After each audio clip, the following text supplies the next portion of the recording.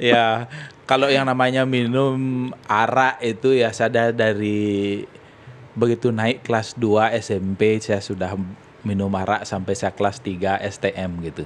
Bahkan saya ketika kelas 2 itu saya pernah overdosis. Rata-rata sudah teman saya tuh amor.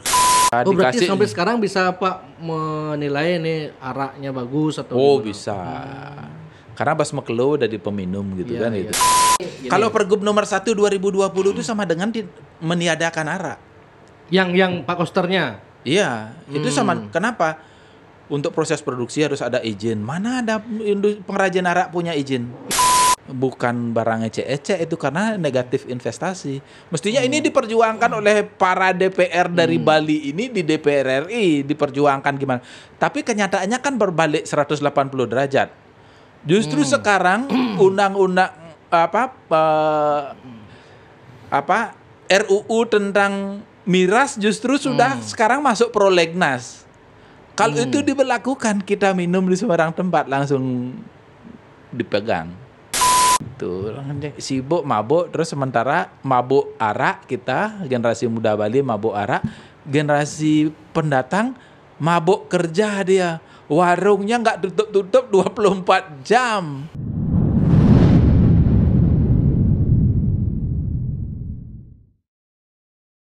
Om Swastiastu. Om Bapak Swastiastu. Dr. Insinyur Iwayan Jondra. Oke. MSI kita.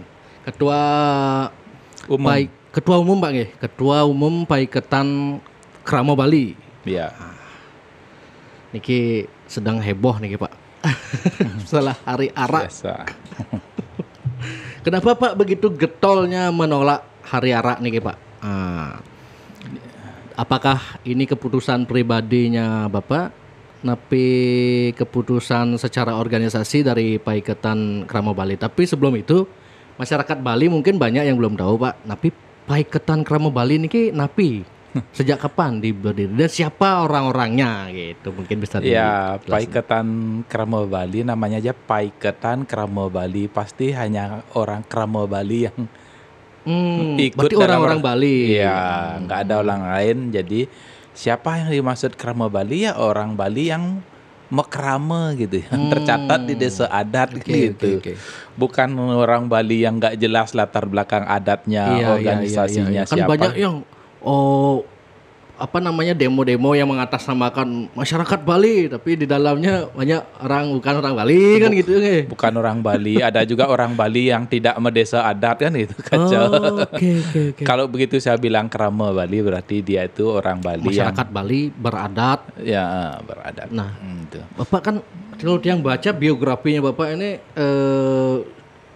lumayan sepak terjangnya Bapak ini kan Pak masih di PHDI mungkin Masih di PHDI Pusat, saya membidang PHDI Pusat, saya membidang jadi ketua bidang pengembangan SDM dan pendidikan. Berarti kalau gelarnya Pak Dokter berarti S3-nya di mana dulu? S3-nya di Udayana, Udayana. S2 S3 di Udayana, S1-nya di ITN Malang. Yang percaya kalau orang yang sempat kuliah di luar Bali pasti punya wawasan yang beda lah. Karena bisa melihat Bali dari perspektif luar itu katanya kan bisa lebih objektif kita Pak G. Ya, di generasi saya itu yang seangkatan saya mungkin 3 tahun di bawah saya, 3 tahun di atas saya mungkin sempat ketemu di Malang rata-rata anaknya 4 gitu. Jadi anak 4 itu tidak kita hanya bicara konsep saja, tapi kita sudah implementasikan geng-geng teman-teman di Malang gitu. Oke. Apalagi saya juga ibu saya penjual arak dulu. Oh ibunya Bapak penjual arak dulu? Iya di Supratman di Rohpati itu warung Bu Jondre ya itu ada arak dulu. Sekarang sudah enggak. Waktu saya jadi ketua KPU pernah juga dicari oleh aparat ibu saya. Pernah jadi ketua KPU Pak? Ya, saya KPU kan di mana? Ketua KPU Badung pernah, jadi ketua KPU Provinsi Bali pernah.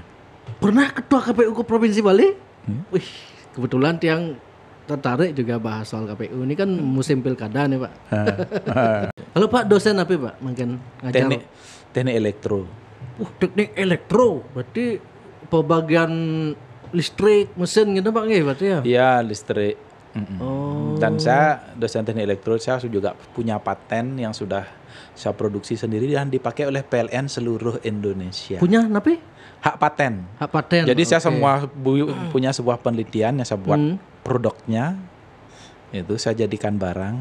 Nah, itu sudah dipakai oleh PLN seluruh Indonesia. Namanya saya buat Bali karena penemunya orang Bali, tekep isolator gitu. Tekep isolator. Iya, jadi itu dipakai oleh PLN seluruh Indonesia. Nggih, sukses semua nih Pak, Ya. sudah mau hadir ngobrol dengan Jak Bali sekarang. Pasti sibuk, banyak yang neror Pak.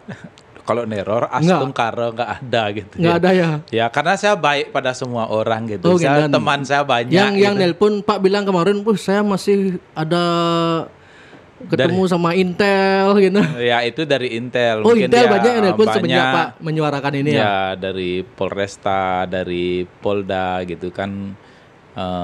Gimana mungkin dia cari informasi apakah seakan ada demo dan lain sebagainya gitu. Oke, apakah Ya. ada gerakan turun ke jalan gitu mungkin ya. Kemudian ya mungkin latar belakang kita hukumnya seperti apa kan gitu. Oke. Dan seperti pertanyaan tadi lah, ini pikiran pribadi Pak Jondra apa Oh, organisasi kan gitu ya. Berarti Ya, gimana? kita ini kan kita memang melalui sebuah diskusi panjang dari tim Paikatan yang terdiri dari berbagai orang-orang hebat. Nggak ada orang ecek-ecek di Paikatan. Jumlahnya Ada 60 orang. 60 orang. Iya. Paikatan Kramo Bali ini Ya, ada orang-orangnya orang seperti apa aja yang di dalamnya? Rata-rata orang-orang yang sudah mumpuni di organisasi. Ada juga profesor, doktor, sulinggih juga ada, pelaku usaha juga ada gitu. Jadi berbagai latar belakang gitu. Nah Pak kan seolah-olah itu sangat artinya sangat getol artinya ingin biar nggak ada hari arak ini. Nah Pak pernah nggak minum gitu? Kalau minum apa mau dilihat sekarang ya? Ya, kalau yang namanya minum arak itu ya saya dari begitu naik kelas 2 SMP saya sudah minum arak sampai saya kelas 3 STM gitu. Bahkan ketika kelas 2 itu saya pernah overdosis karena zaman itu belum ada narkoba. Orang minum arak dicampur obat tidur, misalnya Valium gitu kan, Sanak gitu ya. Nah, itu kita campur gitu, diuyak gitu, masukin ke arak gitu. Araknya segelas ya, masukin obat tidurnya itu, Valiumnya itu sampai 1 pepel. 1 pepel kan isinya 10. 5 milian berarti 50 mili ya langsung mau berbuih lagi nih. Sempat overdosis Pak waktu SMP kan? Ya, jadi tapi nggak membuat saya kapok, masih terus minum sampai kelas 3 SMA STM ya, waktu itu saya STM ya. Jadi masih tetap minum saya gitu. Jadi walaupun waktu itu saya mau blok ajum lah gitu. Saya mengingat itu ternyata karena di ajom-ajom teman itu akhirnya saya minum sampai mabuk gitu kan, digilir gelasnya. Bahkan sampai di akhir-akhir itu saya sering setiap pagi itu muntah darah karena terluka perutnya, levernya gitu kan. Syukur saya kuliah ke Malang akhirnya berhenti minum gitu. Kalau saya nggak ke Malang mungkin masih saya jadi peminum sampai sekarang, atau mungkin sudah amor dengan cintil gitu. Ada temannya Pak amor yang cintil? Waduh, teman-teman seangkatan saya minum yang masih saya lihat minum ketika saya sudah kembali kuliah itu udah pada amor gitu.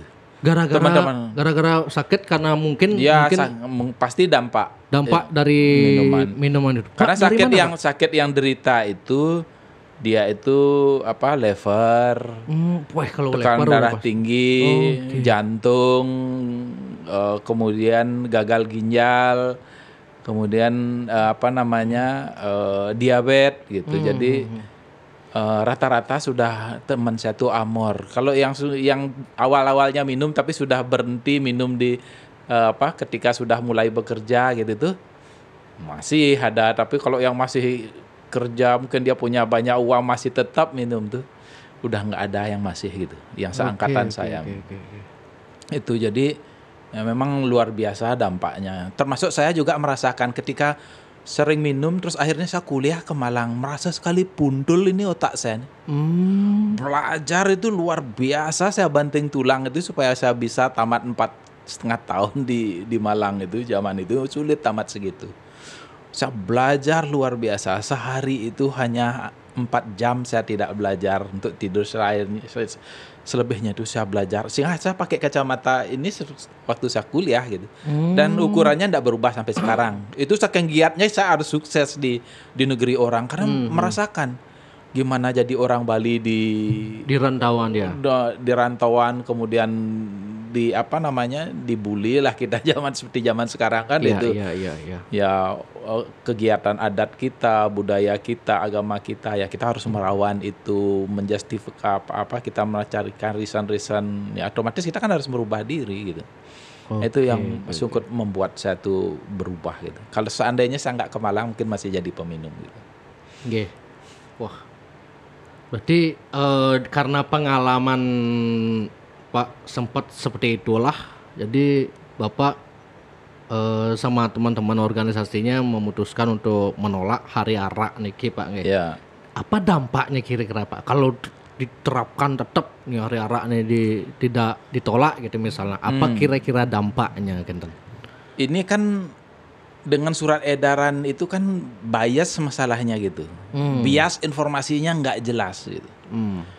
Seperti di surat edaran itu disampaikan bahwa masyarakat di sekitar yang ada pengrajin arak itu harus rayakan hari raya, merayakan megenjean gitu kan. Megenjeannya nggak salah gitu kan. Nggak Kalau salah, sambil arak, sebenarnya. kalau minum arak sambil minum araknya itu jadi Iya, masalah benar. kan itu. Apalagi sampai mabuk kan itu. Ya, ini yang jadi masalah. Mau patung nggak ada masalah. Kalau saya dari Ketewel itu ya hampir setiap hari orang mau patung di situ kan itu. Kalau orang minum-minum mungkin di Ketewel tuh gudangnya ada jagoan orang minum gitu ya. Oh Pak dari Ketewel. Iya. Oh di sana banyak peminum kelas berapa ya? Woi, top pokoknya zaman itu gitu ya. Zaman saya muda aja ya, kalau minum arak itu sehari itu bukan sloki, hitungannya udah botol gitu kan itu. Berarti kalau menurut Pak Koster kan kenapa harus arak ini digembor-gemborkan terus dibuatkan hari arak biar arak itu tetap ajeg gitu katanya. Saya baca sederhana lah gitulah biar tetap. Buktinya tanpa ada hari arak pun dari zaman Pak sampai sekarang masih ada arak sampai Masih sekarang. ada arak. itu faktanya kan itu jadi fakta yang ada. Sebenarnya menurut saya sih hari arak ini berlebihan begitu ya. Apapun alasannya berlebihan gitu kan. Kalau ini budaya warisan leluhur, iya silahkan aja. Kalau namanya warisan budaya itu kan memang harus kita pilih dan pilih kan gitu, udah cocok ada dengan zamannya sekarang kan begitu. Ya, jadi memang bagi saya karena informasinya ini bias tidak jelas gitu kan. Akhirnya arak masyarakat bisa memaknai bahwa hari arak ini hari mabuk. Ini yang kacau nanti kan. Kan kita nggak bisa mengontrol kenah orang kan. Yeah. Misalnya Adiara, sekarang kita merayakan dengan satu sloki, nggak mungkin itu orang minum satu sloki, apalagi dengan megenjean, megibong, iya. Kan Pak tahu sendiri kan selaku peminum tuh gimana kan, saya mungkin apa minum nak megibong tuh satu sloki. Peminum itu atau berhenti hanya 2 kuncinya, dia berhenti. Satu dia sudah mabuk banget gitu nggak bisa. Yang kedua memang minumannya habis kan itu. Oh benar. Itu benar Pak. Kalau salnu ada minuman ada cerita masih berhenti minum tuh. Ini ya fakta yang terjadi karena memang tidak banyak masyarakat yang intelek seperti yang diajak oleh gubernur untuk perayaan hari arak sekarang. Yang diundang sekarang kan bupati kan itu, anggota DPR. Itu kan orang-orang yang ya pendidikannya berbeda lah dengan masyarakat kebanyakan kita yang menerjemahkannya bisa berbeda. Ya, ini bahaya gitu. Jadi Pak Koster atau Pemprov Bali, orang Pemprov Bali ini menyamakan seperti itu otak-otak mereka, otak-otak akademisi dengan anak-anak muda yang masih punya jiwa ego tinggi, bedek cara orang Pak Doni itu jiwa muda, ajam bedek. Gitu. Lame nok saja nih kadang. Nok saja. Banci gitu. Emang anak mami gitu kacau anak mudanya akhirnya udah tegak gitu kan. Apalagi sekarang masih loh Pak di desa-desa itu sing mengenal Hari raya. Hari raya Nyepi, Galungan, Siwolatri dan lain-lain, semua mabuk. Bukan mabuk sih, minum lah. Minum, artinya yang mabuk Lebih kan 1, 2. Asloki kan itu. Ya, lebih kali ya Asloki. Saya mungkin apa minum Asloki kata Ya. kan. Apalagi ditambah dengan hari ara niki, ya tujuan Pak Koster kan belum jelas sebenarnya hari ara niki Pak nggih. Ya. Kalau misalnya hari Ara ini dirayakan dengan pukul kendi gitu misalnya. Plak kendi dikirim 10 kontainer arak ke Rusia gitu. Negara-negara bagian utara kan sedang dingin sekarang. Nggih. Dikirim ke situ. Nah, itu baru keren tuh. Seperti yang Pak bilang tadi ya, arak mari kita import arak gitu. Ekspor. Untuk ekspor. Jadi arak ini untuk ekspor kan dia punya kualitas ekspor. Teman-teman saya di Arden kebetulan saya kan di Kadin, saya kebetulan kan salah satu pengurus Kadin Bali juga. Oh, oke. Itu sudah ada yang mengekspor arak gitu. Oh. Sudah ada yang mulai di beberapa negara dia sudah ada, kalau tidak salah ada 3 negara yang dia sudah ekspor. Mestinya ini di-push gitu, perkuat lagi sehingga arak ini banyak diekspor, bukan dibikin menghancurkan generasi muda kan itu. Kalau saya sepakat untuk memberdayakan petani arak, pengrajin arak, saya sepakat itu. Yang Tapi itu jangan di sisi itu bagus. Janganlah memberdayakan misalnya 100 pengrajin arak meracuni ribuan generasi muda. Kan ini tidak apple to apple. Ya, kalau ya. orang saudara kita kalau bilang, sebaliknya baru bagus kan gitu. ya, kalau saudara kita sebelah bilang itu kebanyakan mudaratnya daripada faedahnya gitu kan. Ini kan repot. Kita harus pilih dan memilih gitu. Itu yang yang jadi perlu diwaspadai gitu ya. Ya. Jadi bagi kami di Paikatan Krama Bali ini, kalau misalnya kita tidak mampu merubah kebijakan pemerintah yang mungkin ada nuansa politik dan lain sebagainya, ya karena kami paham. Begitu berbicara politik, ya kadang-kadang ideologi Machiavelli itu menghalalkan segala cara juga diterapkan. Nah, sehingga kami dari kelompok pressure group Paikatan Krama Bali ini, ya kita mengedukasi masyarakat, menyampaikan permasalahan-permasalahan yang dapat ditimbulkan. Bayangkan, kami sudah mengidentifikasi dari Paikatan Krama Bali, manfaat minum arak itu ada 6. Ya. Manfaatnya ada ya. Tapi dampaknya itu ada 22 gitu. Kalau manfaat yang seperti yang dikatakan Bapak Gubernur Wayan Koster itu benar, Pak?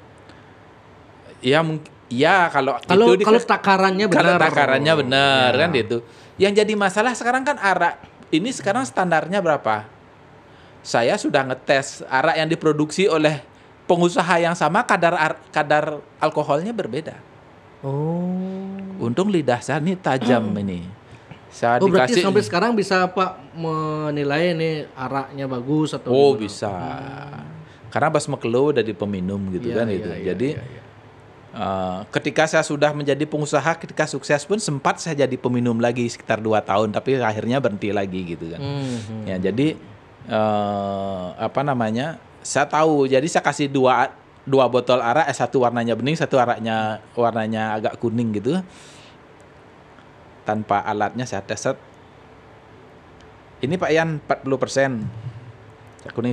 Oh, ini 35%.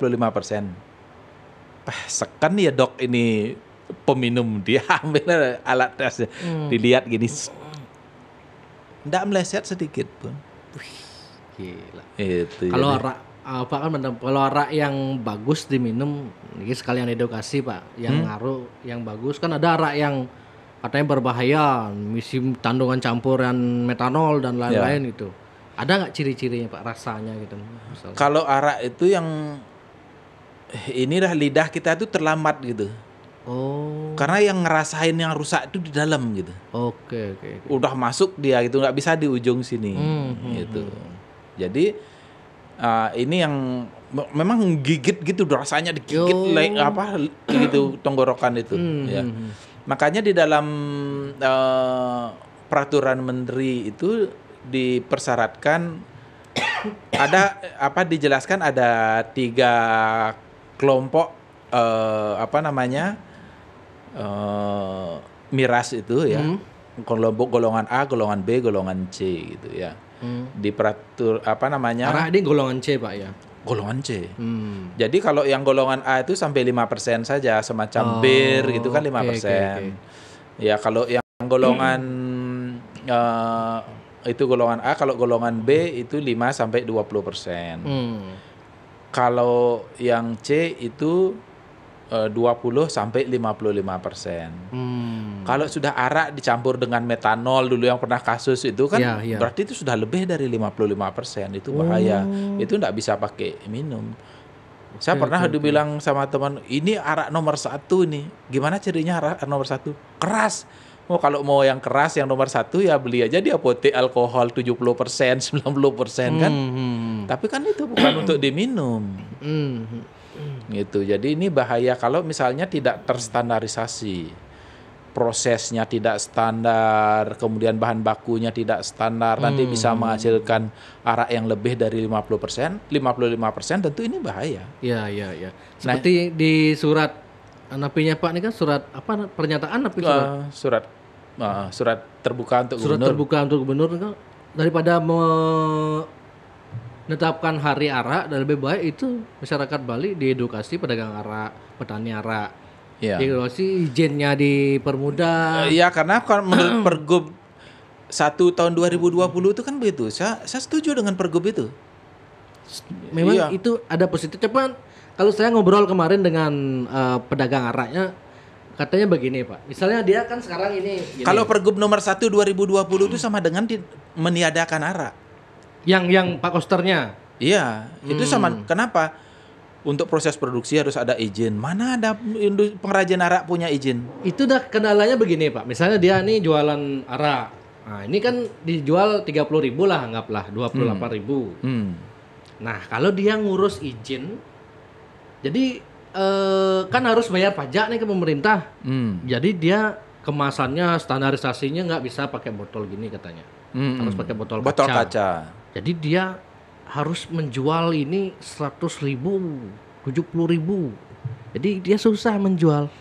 Susah menjual kepada masyarakat karena setempat. Pasar arak ini katanya menengah ke bawah. Menengah ke bawah. Ingin kalau beli gitu misalnya. Menengah ke bawah itu berarti tidak ada pejabat yang minum arak yang jadi target penjualnya dia kan gitu. Kan sudah menengah ke atas itu. Menurut dia Pak ya, kalau orang punya duit pejabat punya duit, cek pasti sing arak, sing kecuali dia pengen pencitraan gini. Kayaknya ceroyen anak muda senawang tiang enak. Kalau orang tua itu bagaimana? Artinya kecuali dia ingin menyicipi gitu. Kalau anak muda kalau punya duit lebih mungkin mereka membeli minuman yang lebih bergengsi karena zaman sekarang kan suka pamer Pak di medsos. Oh, saya minum ini gitu. Jadi brandnya dimunculin kan gitu. Karena memang kalau memang diikut makanya saya bilang kalau Pergub 1 2020 itu betul-betul dilaksanakan itu sama dengan meniadakan arak. Berarti benar yang dikatakan produksinya harus izinnya ada. Kalau bicara izin produksi itu panjang prosesnya. 80 juta katanya Pak minimal harus punya duit. 80 juta. Murah itu. Kalau 80 juta. Kalau 80 juta itu dengan APBD Bali yang segitu itu kan kecil gak itu? Iya, kalau untuk satu izin 80 juta. Iya, kalau dia sudah modelnya koperasi kayak di sini itu di Pergub 1 itu kan jadi bisa beberapa gitu kan. Nah, kalau jadi sistem koperasi. Iya, jadi bisa sebenarnya kalau 80 juta itu saya bilang murah gitu. Murah ya. Sangat murah. Faktanya di lapangan tidak karena ini kelas C. Dan industri alkohol ini adalah negatif investasi. Dan jadi izin BPOM tidak ada katanya. Jadi nggak bisa ekspor. Iya. Nggak bisa kirim keluar Bali. Itu. Keluar Bali aja lewat di Ketapang aja didengkak dah ini. Nah, itu makanya Pak Koster mending perbaiki dulu deh daripada buat hari arak. Iya. Ini harus ditata. Gimananya kalau izin selesaikan izinnya. Keluarkan uang APBD beliin izin ininya kan gitu. Kalau izin kelas C itu apalagi ini negatif investasi artinya apa? Tidak ada akan izin baru keluar kecuali tidak ada akan izin baru keluar. Nggak ada. Berarti untuk izin industri miras itu hanya bisa kita mengambil yang sudah ada. izin-izin yang sudah ada yang tidak produktif gitu ya. Tapi aturan kan bisa diubah, Pak. Nggak bisa. Oh, bisa diubah. Itulah pentingnya kalau misalnya kalau orang-orang DPR RI-nya dari Bali ini memang betul-betul melindungi arak Bali, ya sudah berjuang di pusat. Iya, DPR kan ada dari partai penguasa nih, harusnya dia ikut juga. Berjuang supaya izinnya itu keluar Maret seken nih gitu kan. Ini setengah ngopleng ini, ngegasnya setengah Di mesti ngerem. di internal ini pun masih nggak sinkron juga, Pak. Kemarin Iya, Pak Giri mestinya Prasto negatif. ditanya kan sama wartawan, Pak Giri gimana? Oh, ada SE ya? Ada SE ya? Itu jadi memang itu faktanya gitu kan. Jadi negatif investasi itu nggak ada izin baru. Dan kalau kita beli izin lama itu, apalagi golongan C yang alkoholnya 20 sampai 55%. Kalau ada yang jual 15 miliar itu izinnya murah. Murah 15 miliar. Murah. Kalau untuk Kalau investasi ada. ya, investasi ya. Kalau ada yang jual lagi. Itu masih tergolong murah. Oke. Itu jadi bukan barang ecek-ecek itu karena negatif investasi.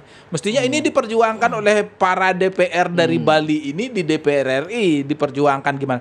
Tapi kenyataannya kan berbalik 180 derajat. Justru sekarang undang-undang RUU tentang miras justru sudah sekarang masuk prolegnas. Kalau itu diberlakukan, kita minum di sembarang tempat langsung dipegang. Itu jadi ini kenyataannya berbeda begitu kan. Nah ini yang mestinya permasalahannya di situ, dari izin produksi, izin distribusi. Ya. Produksinya sudah berizin, begitu yang bawa di jalan itu ngambil di pabrik itu, kemudian dibawa ke warung, ke kafe, nggak berizin, jok polisi. Kan itu. Kalau Tiang percaya kalau sebuah produk yang minuman ataupun makanan kalau bisa laris itu kalau kesehatannya bagus sama enak dua itu. Jadi fokus sama Pak Koster, fokus membuat produk arak-arak di Bali ini biar enak, biar izinnya biar dipermudah, biar semua petani arak terangkul. Itu mendingan. Jadi kan sudut pandang Pak Koster ini kan menurut dia kan dari sisi arak sebagai oleh-oleh, Pak. Nah, sebagai oleh-oleh khas Bali gitu. Iya. Artinya kalau itu di sana positif. Kalau untuk kepentingan upacara saya ya silakan, ini sangat dibutuhkan memang kan gitu.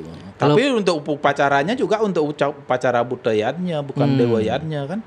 Mana pernah ida betara radu betara siwa di tiang aturan sodo rayuna niki wentan sajang ratang sengada deh. Ya, jadi memang untuk kebutuhan kan memang itu kebutuhannya. Itulah ritual yang ada di Bali yang memang harus kita support gitu kan. Nah, salah satunya Pergub ini kan begitu. Bahkan ada pitanya gitu kan untuk yang upakara nggak salah ungu apa biru gitu pitanya ada di sini di Pergub itu di. Tapi saya di lapangan belum pernah saya ketemu arak atau beram untuk kepentingan adat upacara yang berlabel itu. Akhirnya saya di rumah beli arak biasa yang untuk orang-orang minum jual di warung itu ya itu pakai mesegah gitu. Iya. Saya beli itu paling beli saya 1,5 yang botol 1,5 liter itu ya saya pakai sekitar 3 bulan 4 bulan lah karena untuk mesegah gitu kan. Nah itu penting memang gitu. Berarti kalau hari araknya Paiketan Krama Bali menolak, Pak nggih. Tapi kalau untuk arak sebagai produk ekspor itu bagus. Artinya sebagai produk oleh-oleh. Tapi dengan catatan, jadi produknya harus bagus dulu kan gitu. Iya, harus penuh. Kalau ekspor itu enggak bisa. Ekspor produknya jelek, kalah dengan pesaing. Enggak diterima oleh negara importir. Iya. Karena jelas kalau misalnya untuk ekspor itu dia pasti di negara tujuan itu ini standar ISO berapa? Benar. Itu ada standar ISO-nya untuk miras itu. Gitu. Jadi nggak sembarangan standarnya gitu kan. Okay. Ketika kita izin aja nggak punya, gimana bisa punya izin karena kita tidak punya standar proses produksi. Ini yang ini ya yang jadi masalah. Ada juga Iya, kawan saya yang juga punya dia produksinya yang tradisional pakai kayu gitu pemanasnya di ininya. Ada juga yang pakai stainless steel. Kalau yang stainless steel itulah yang bening kayak aqua hasilnya. Kalau yang pakai yang tradisional pakai bambu salurannya itu pasti agak kuning dia gitu. Jadi dia merasa dikejar-kejar oleh aparat gitu kan. Sementara Pergub memberdayakan tapi izinnya tidak pernah dibantu kan itu. Bagaimana supaya dia si pengrajin ini punya izin? Akhirnya dia dengan upaya sendiri, ada aparat datang ini, ya akhirnya dia berjuang sendirinya agar tidak dicokok oleh aparat kan gitu. Ini kan kasihan masyarakat kita disuruh bertarung bebas dengan aparat ini oleh Pergub oleh gubernur kan gitu. Artinya kan mungkin ada sisi positif dari gubernur, niatnya mungkin bagus nih Kip. Cuman kan ada dampak-dampak buruknya ini yang banyak berefek di masyarakat kan Bang. Artinya Pak Gubernur juga nggak mau menjelaskan secara komprehensif di baik di sekarang ada zaman podcast, misalnya saya sekarang undang podcast gubernur nggak mau datang. Gimana masyarakat bisa tahu tujuan Bapak ini apa sebenarnya? Kalau di media kan sepenggal-sepenggal itu nggak bisa kita tahu tujuan Bapak gimana, sudut pandang Bapak seperti apa gitu kan. Yang kita tahu di masyarakat kan, oh biar Ara ini semakin bergengsi. Kalau Jak Bali ngundang untuk datang, gimana ya? Saya mau audiensi aja katanya sibuk Pak Gubernur. Sibuk. Saya sudah meluangkan waktu untuk mau audiensi untuk menjelaskan hal ini sama Pak Gubernur. Nggak juga mau. Katanya acaranya padat gitu. Oke, padat. Tapi ya biasa. Itulah alasannya ya. Percaya aja gitu. Okay. Kan karmanya ditanggung oleh yang dari masing-masing. tahun lalu loh Pak mau ngundang gubernur ngobrol santai di podcast kayak gini nih. Nggak bisa. Harusnya kalau gubernur punya program yang bagus, ingin Satkerti loko ini sekarang lah biar didukung, biar nggak ada pro kontra banyak kan, nanti jelasin ada yang kengken. Gubernur nggak mau ngomong kengken cara. Nah itu faktanya gitu kan. Kalau Bapak selama ini ada nggak kalau surat dari Paiketan Krama Bali nih Kak, ditanggapi nggak dari pihak gubernur atau ditanggapi? Ada nggak berbicara penanggapan itu kan macam-macam. Sekarang kan bisa respons baik melalui telepon. Kalau berbicara langsung tidak langsung, kalau kita berbicara tanggapan kan bisa langsung bisa tidak langsung kan. Kalau tidak langsungnya kita bisa lihat berita Bali Pos hari ini kan itu. Hari Ara didukung oleh kepala daerah, anggota DPR kan gitu. Itu kan termasuk kan, melakukan counter media gitu. Ya, itulah yang dilakukan kan gitu. Jadi enggak apa-apa gitu kan. Apapun cara mereka kalau kan berita itu. kan saya mantan jurnalis, bisa itu berita itu bisa dibuat zaman sekarang Pak. Mau ke ngai berita engken kita. Lo zaman ini apalagi satu jalur gitu. Satu jalur. Yang ada kontrol kan itu. Jadi ya itulah dampaknya. Ini fakta yang terjadi. Sehingga kami di Paikatan itu kita tidak mau buntu dalam satu jalan gitu kan. Itu ketika misalnya kita menyampaikan surat terbuka, kita audiensi tidak diterima, sehingga kita mau menjelaskan tidak diterima, ya otomatis kita melakukan edukasi kan itu. Edukasinya ya saya dengan membuat video-video singkat yang saya share itu.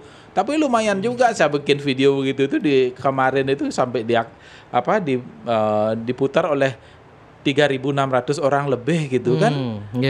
Dalam sehari ini kan artinya ya lumayan lah edukasi kita tuh nggak sia-sia gitu. Iya.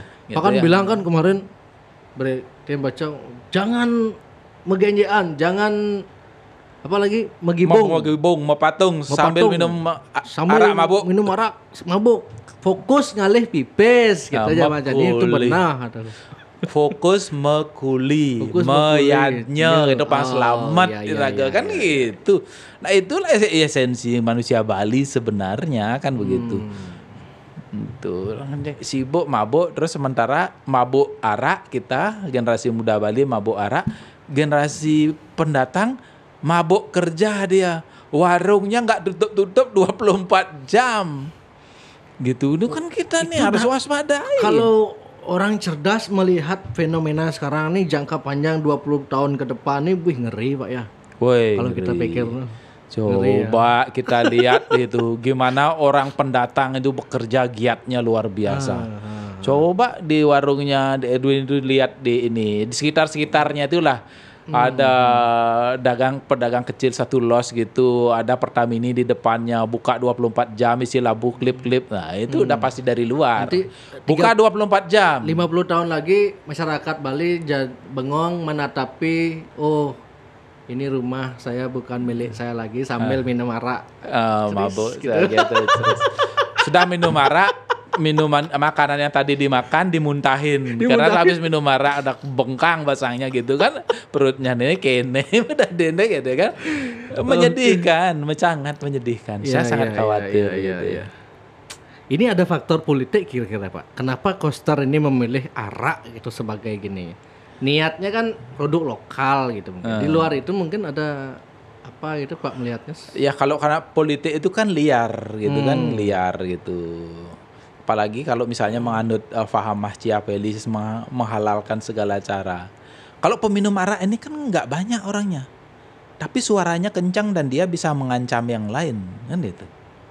Dan peminum arak ini kan peminum arak sedikit Pak. Kalau di desa-desa itu dibandingkan yang nggak minum. Oh, maksudnya sama yang nggak minum. Iya. Oke. Nggak nyampe 10% saya kira manusia Bali ini minum arak gitu. Ya. Dan itu dominan laki-laki, kalau ada perempuannya enggak sampai, enggak 5% gitu kan itu. Tapi seketuruno Pak di desa-desa ya.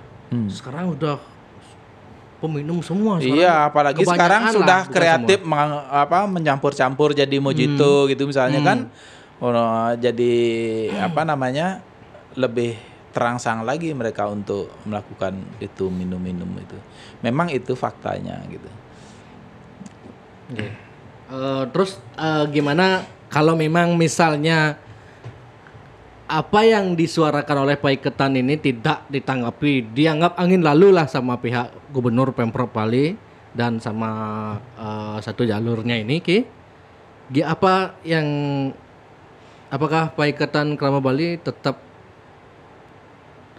menunggu kebijakan ini diubah atau memang diam atau terus akan menyuarakan ini gitu Pak? Ya kita nggak pernah berhenti gitu kan. Buntu di satu jalan kita pasti akan tembus jalan-jalan yang lain kan itu.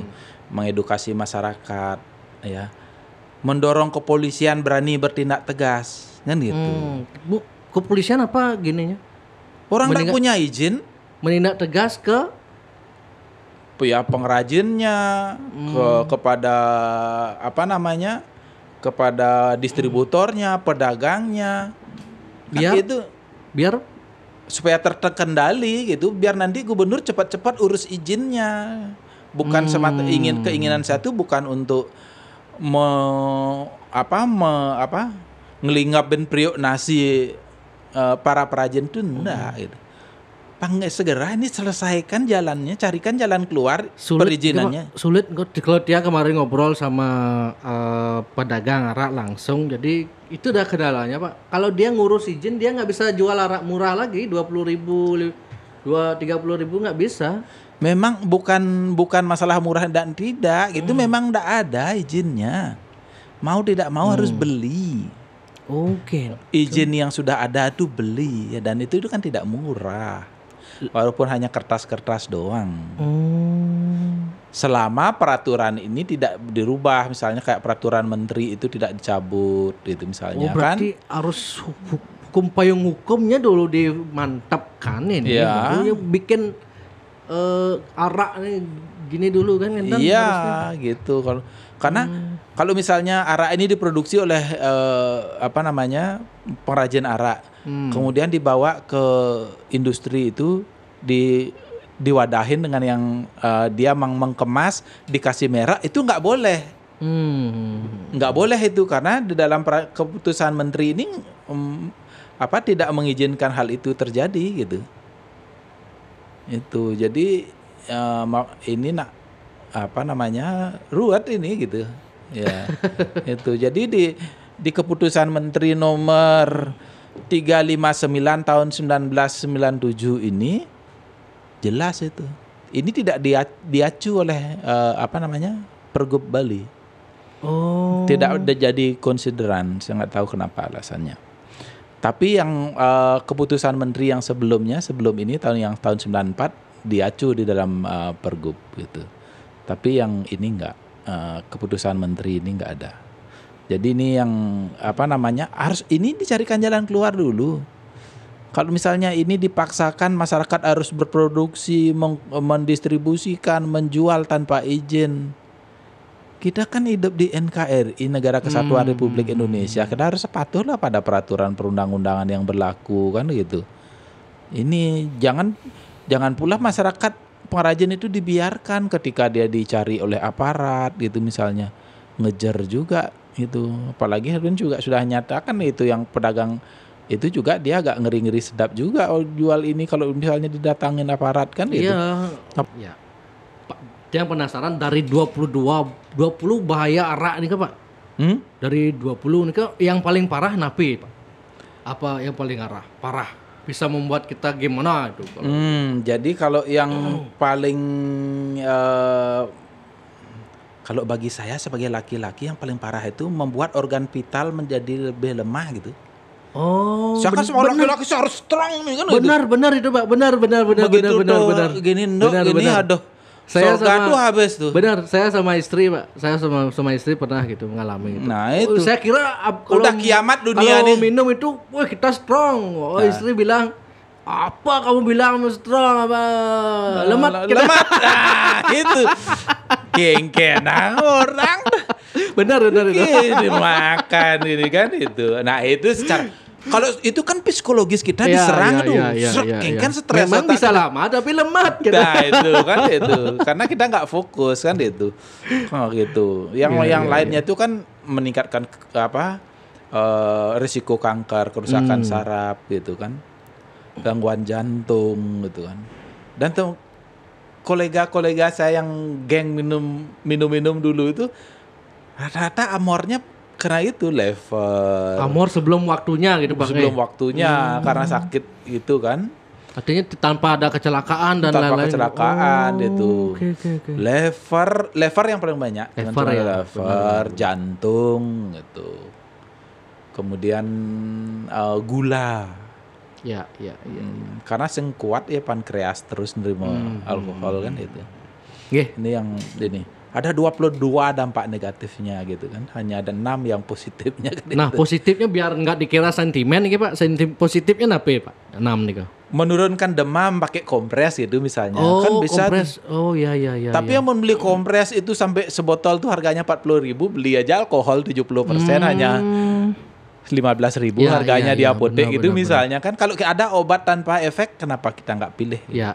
Obat rematik gitu misalnya. Oh rematik bisa Pak ya? Ya rematik. Dia diolesin gitu? Iya dicampur pakai ini parutan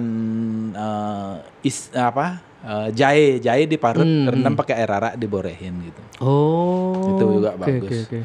Dan katanya meremajakan kulit ini belum saya pernah lihat gitu. Yang tahu waktu saya suka minum arak kulit saya tuh kering gitu, kasar gitu. Tapi ketika saya vegetarian kayak sekarang banyak makan sayur, buah gitu, justru kulit saya halus gitu. Ya. Kemudian untuk campuran bahan makanan, masakan Cina itu kan banyak yang pakai arak. Tuh. Kebutuhan niatnya meracik borek Bali itu terus terang saya sudah 18 tahun ini nggak pernah minum obat kimia, entah itu paracetamol, amoxicillin apa itu. Baru hanya kemarin vaksin aja masuk ini kimia ke tubuh saya nih. Itu saya senang ini meracik boreh gitu ya. Boreh itu saya memang pakai arak. Harus yang arak api itu yang kadarnya 40%. Kadarnya 40%. Okay. Kalau pakai arak yang biasa mungkin kadarnya 20%, 30% itu masam di arak gininya, borehnya tuh. Ya. Oke. Basi dia gitu. Paling 3 hari. Kalau misalnya pakai arak api itu sebulan nggak apa-apa deh. Kalau kata Pak Koster kopi campur arak bikin segar. Benar itu Pak? Kalau mau ngantuk katanya juga sama aja, itu kan masalah kepercayaan kan. Katanya kalau ngopi bikin ngantuk hilang. Iya, pada saat ngopi, ntar setelah kopi buen juga kiap gitu. Kan gitu. Ya, kalau katanya kopi kasih arak terus bikin segar gitu. Semangat segar gitu. Nggak tahu juga energi gitu. Ininya belum ada penelitiannya belum ada. Harus berdasarkan penelitian. Iya, kalau penelitiannya ini ya perlu dipercaya kan gitu. Suksema Pak Dr. Insinyur Wayan Jontra. Sampun bersedia ngobrol santai. Mungkin ada yang Pak ingin sampaikan lagi kepada gubernur atau masyarakat Bali terkait Hari Arak atau Arak ini, Pak? Ya, terutama satu lebih menyayangi warga Bali ini, krama Bali ini kan gitu. Jadi janganlah arak itu kita minum sampai mabuk gitu. Kalaupun itu untuk kepentingan kesehatan cukup sampai sehat saja, jangan sampai mabuk gitu ya. Arak ini kan punya potensi ekspor, lebih baik diekspor saja gitu kan. Ngapain kita minum berpoya-poya kayak uangnya banyak. Kalau ada juga yang ngepost berita ke saya, ini 7 festival minum alkohol di dunia gitu kan itu. Dulu semua negara maju yang kaya-kaya meneragam masyarakat biasa-biasa kan makan kan kayak wah jadi minum arak sampai mabuk. Ini kan parah ini kan begitu. Kamun besugih liu pese makan kita suka cukup bergizi silahkan minum. Dan mereka itu ikut festival minum alkohol itu hanya minum pada saat festival. Sehari-harinya mereka kerja giat. Ya berbeda dengan kita yang alkoholik itu setiap hari minum senten magae kengkenang menagih ini hebat pertumbuhan perekonomian Bali yang saat ini masih sedang belum menggembirakan lah pertumbuhan perekonomian Bali ya. Jadi semua warga Bali itu sekarang tuh harus fokus mekuli ya mayadnya kan gitu. Dumugi ya tujuan kita tercapai yaitu moksartam jagad hita kan gitu. Amun mabuk sing sampai jagat hita kita sudah mabuk gitu kan itu. Nggak tahu kita berada di mana. Mungkin itu terima kasih. Suksemo niki Pak atas waktunya. Dian tutup Om Santi. Om Santi.